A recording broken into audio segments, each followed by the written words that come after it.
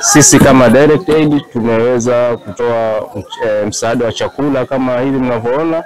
Hii ni kwa ajili ya watu waliofunga, Waislamu.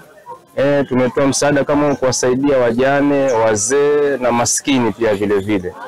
Na vile vile sisi kama Direct Aid katika eneo la Amu kama hili tumeweza kuwafikia takriban watu 1200 katika hichi kisiwa cha Amu.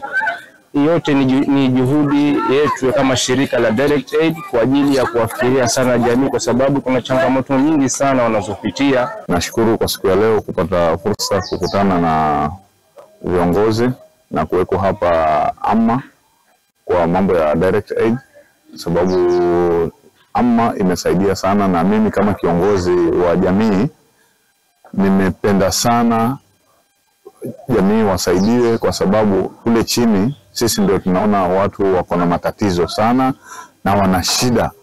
Sasa leo kama Amma na Direct Aid kuweza kuwapatia chakula, kwa sababu pale chini kuna jamii nyingi ambayo hazina hata chakula ya siku.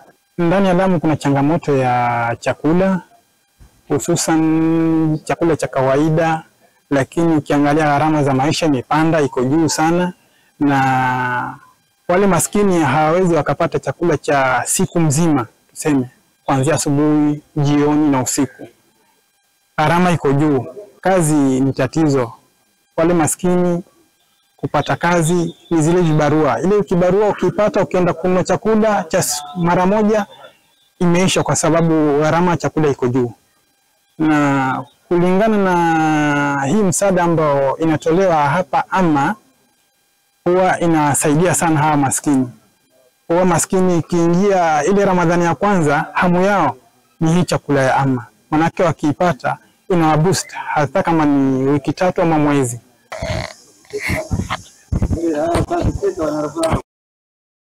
Haya.